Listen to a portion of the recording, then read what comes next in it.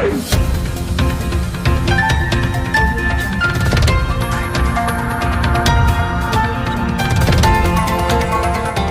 देख रहे हैं मगरा न्यूज राजस्थान, खबरें सबसे तेज। राजस्थान पंचायत राज चुनाव से जुड़ी बड़ी खबर। 15 मार्च को होंगे 707 ग्राम पंचायतों के चुनाव। पंचायत राज संस्थाओं के चुनाव से जुड़ी बड़ी खबर सामने आई है। प्रथम चरण में सुरक्षित रखे गए नामांकन वाली 707 ग्राम पंचायतों में 15 मार्च को चुनाव होंगे। मतदान के तुरंत बाद ही मतगणना होगी। भाई मतदान सुबह 8 बजे से शाम 5 बजे तक होगा। सरपंच पद का चुनाव ईवीएम से होगा और पंच पद का चुनाव मतपत्र से कराया जाएगा। मतदान के तुरंत बाद ही मतगणना की जाएगी। राज्य निर्वाचन आयोग द्वारा आदेश जारी करके 707 ग्राम पंचायतों के चुनाव कार्यक्रम घोषित कर दिया गया। इसके तहत 15 मार्च को मतदान होगा। मतदान के तुरंत बाद ही मतगणना होगी। सुबह 8 बजे से शाम 5 बजे तक मतदान होगा। मतदान दलों की रवानगी 14 मार्च से होगी। 16 मार्च को सरपंच का चुनाव होगा। राज्य निर्वाचन आयोग द्वारा संबंधित जिला कलेक्टर को चुनाव की पूरी तैयारी करने के निर्देश दिए गए हैं। साथ ही मौसम की अनुकूलता को देखते हुए मतदान केंद्र पर छाया पानी की मकुल व्यवस्था के दिशा निर्देश भी जारी किए गए हैं। मुख्य निर्वाचन अधिकारी श्याम सिंह राजपुरोहित ने जिला कलेक्टर को कानून एवं सुरक्षा के मद्देनजर शांतिपूर्ण और निष्पक्ष चुनाव कराने के लिए सख्त कदम उठाने के निर्देश दिए हैं। राजस्थान में खाद्य नागरिक आपूर्ति विभाग में बड़ा घोटाला, खुली सरकारी कर्मचारियों की पोल।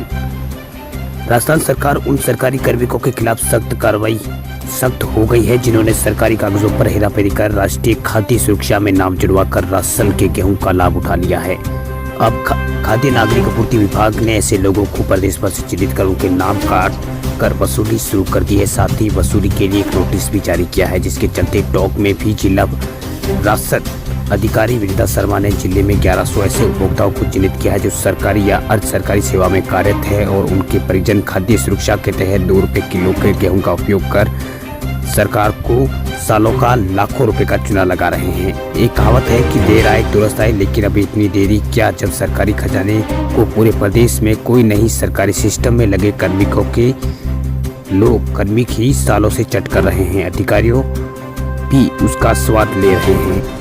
ऐसा ही हाल हुआ है प्रदेश के खाद्य नागरिक आपूर्ति विभाग में, जिसमें सालों से सरकारी कार्मिक राष्ट्रीय खाद्य सुरक्षा के में नाम जुड़वाकर 2 रुपए किलो के गेहूं को लेकर गरीब का हक पर डाका डाल रहे हैं। यही अधिकारी गुपचुप तरीके से सीधे साधे बैठ रहे हैं, लेकिन अब सरकार बदली तो अफसरों की आंखें भी खुली है।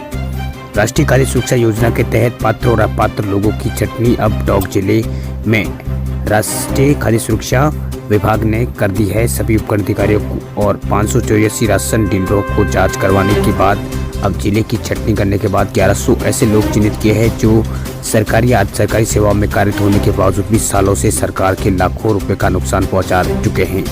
विभाग ने छटनी के बाद 1100 लोगों को नोटिस जारी किया है। साथ ही अब इनसे 2 रुपए किलो की जगह 27 रुपए किलो के हिसाब से वसूली करने के निर्देश जारी किए हैं। जो कार्मिक वसूली में सहयोग नहीं करेगा उसके खिलाफ जिला कलेक्टर के माध्यम से वसूली की जाएगी। दलित युवक की मौत पर विधानसभा में हंगामा, सीबीआई जांच कराने की मांग। बाड़मेर में गुरुवार को पुलिस हिरासत में हुई दलित युवक की मौत के मामले शुक्रवार को विधानसभा में खूब हंगामा हुआ। नेता प्रतिपक्ष गुलाब चंद कटारिया और संसदीय कार्य मंत्री शांति धारीवाल के बीच इस दौरान तू में भी हो गई। मामला बढ़ा तो विधानसभा अध्यक्ष सीपी जोशी ने अगले सप्ताह तक इस मुद्दे पर विशेष चर्चा कराने की बात कहकर दोनों पक्षों को शांत कराया।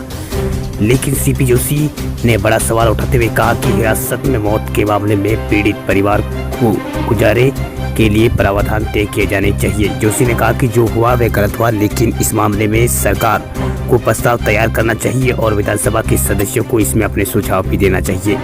विधानसभा में शुक्रवार को खूब हंगामा हुआ। पूरा मामला बाड़मेर में गुरुवार को पुलिस हिरासत में हुई मौत के मामले से जुड़ा था। दरअसल शून्यकाल के बाद यह मामला उठा। संसदीय कार्य मंत्री शांति धारीवाल ने अपना वक्तव्य दिया। शांति धारीवाल ने बताया कि एसपी और एपीओ को एपीओ कर दिया गया है। शांति धारीवाल के जवाब पर प्रतिपक्ष और उपनेता राजेंद्र राठौड़ ने कहा कि एफआईआर को पढ़कर सुनाइए।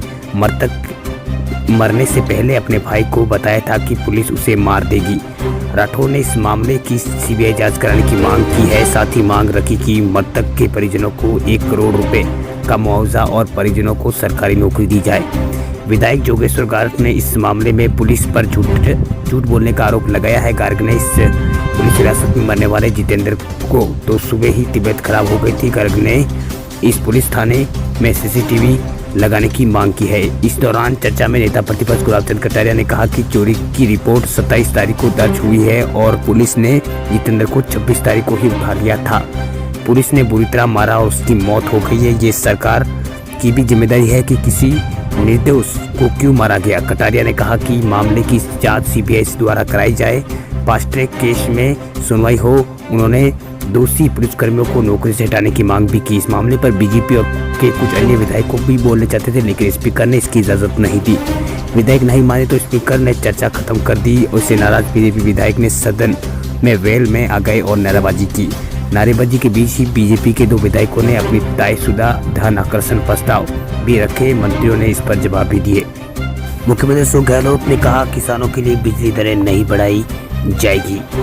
राजस्थान विधानसभा में 20 फरवरी को पेश किए गए आम बजट में पक्ष विपक्ष के सदस्यों के बाद गुरुवार को मुख्यमंत्री अशोक गहलोत ने बजट पर अपना जवाब दिया। गहलोत ने कहा कि सरकार द्वारा किसानों को सब्सिडी दी जाएगी, किसानों के लिए बिजली दरें नहीं बढ़ाई जाएगी। किसानों को दिन में 2 ब्लॉक में बिजली के लिए जल्द काम शुरू किया जाएगा। खेत पर फैक्ट्री लगाने वाले किसानों को 1 करोड़ तक की सब्सिडी मिलेगी। ऑर्गेनिक खेती पर भी मिलेगा 40% सब्सिडी।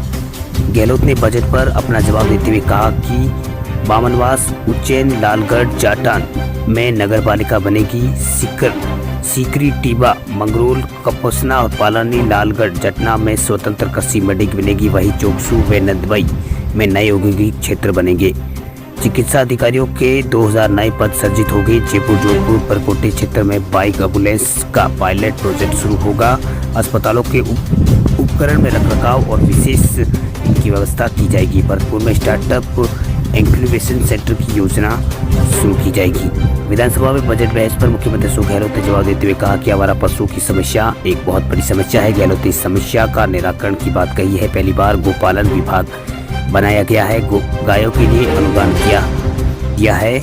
भाजपा गायों के नाम पर राजनीति करती है। मुख्यमंत्री ने गुलाब चंद कटारिया को लेकर कहा कि आप नेता प्रतिपक्ष से हम आपका सम्मान करते हैं। हम सबका फर्ज है नेता प्रतिपक्ष का सम्मान करना, लेकिन आप कभी भी कह देते हैं कि मैं तो छोड़कर चला जाऊंगा। राजस्थान के 17 शहरों के लिए 48 घंटे भारी गिर सकते हैं ओले। 40 किलोमीटर प्रति घंटे की रफ्तार से चलेगी तेज हवाएं। ऑरेंज अलर्ट जारी।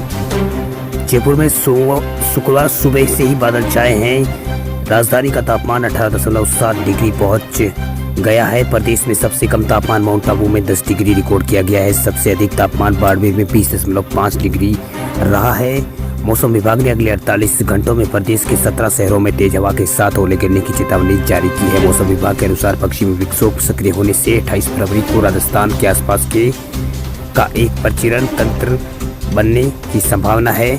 इसके प्रभाव से प्रदेश में 2 दिन तक बरसात हो सकती है। ओले गिर सकते हैं। 28 को अजमेर, अलवर, भरतपुर, दौसा, धौलपुर, सवाई माधोपुर, सीकर, बीकानेर, चूरू, हनुमानगढ़, जैसलमेर, जोधपुर, नागौर में ओलावृष्टि हो सकती है। वहीं 17 शहरों में मौसम विभाग ने ऑरेंज अलर्ट जारी किया है। यहाँ कुछ स्थानों पर 40 किलोमीटर प्रति घंटे की रफ्तार से हवाएं चल सकती है।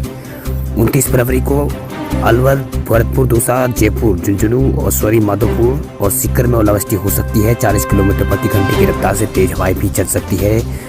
बीकानेर, चूरू, हनुमानगढ़, गंगानगर में हल्की बारिश हो सकती है। जैसलमेर में पिछले दिनों मौसम में हुए बदलाव के बाद गुरुवार को गर्मी का असर पूरी तरह दिखाई दिया। गुरुवार को दिन भर चली धूल भरी आंधी से आमजनों को परेशान कर दिया। आंधी का दौर शुरू होने के कारण तापमान में भी लगातार बढ़ोतरी दर्ज की जा रही है। गुरुवार को दिन तक तापमान 35.4 डिग्री रहा। वहीं न्यूनतम तापमान 18.7 डिग्री सेल्सियस दर्ज किया गया। शिक्षा मंत्री गोविंद सिंह डोटासरा ने कहा है कि शिक्षा सरकार की सर्वोच्च प्राथमिकता है। उन्होंने कहा है कि राज्य में कोई भी सीधे उन्हें शिक्षा में सुधार, गुणवत्तावर्धी नवाचार के लिए मिलकर ऑनलाइन सुझाव भेज सकता है। सभी को साथ लेकर सभी की राय से प्रदेश में शिक्षा का सर्वांगीण विकास ही सरकार का ध्येय है। डोटासरा ने कहा कि राज्य सरकार विद्यालयों में विज्ञान एवं तकनीकी नवाचारों को प्रोत्साहन के साथ ही नवीन खोजों एवं अनुसंधान करने वाले विद्यार्थियों, शिक्षकों को पुरस्कृत करेगी। वैश्वीकरण के इस दौरे में विज्ञान के आधिकारिक प्रसार से ही विकास का व्यवहारिक लाभ सभी क्षेत्रों को मिल सकेगा। उन्होंने हिंदी विज्ञान प्रसार के लिए भी विशेष कार्य किए जाने पर जोर दिया। डोटासरा ने आज एक निजी कॉलेज में राजस्थान समग्र विकास अभियान द्वारा आयोजित राज्य स्तरीय विज्ञान कार्यशाला का उद्घाटन किया। उन्होंने इस मौके पर कहा कि विज्ञान अनुसंधान सीख देता है। वैज्ञानिक दृष्टिकोण से यदि जीवन में सभी कार्य किए जाए तो क्षेत्र में असफलता नहीं मिलेगी। उन्होंने शिक्षकों का आह्वान किया कि वे विद्यार्थियों में विज्ञान गणित विषय के प्रति भय दूर करते हुए इनकी प्रति रुचि जागृत करें। शिक्षा मंत्री गोविंद सिंह डोटासरा ने कहा कि राजस्थान में शिक्षा सर्वोच्च प्राथमिकता में रखते हुए राज्य सरकार द्वारा कार्य कर रही है।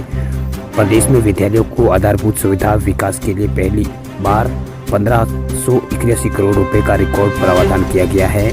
वहीं अंग्रेजी माध्यम के महात्मा गांधी विद्यालय खोले जाने की पहल भी की है। जल्द ही राज्य में 167 ब्लॉकों में ऐसी विद्यालय प्रारंभ किए जाएंगे।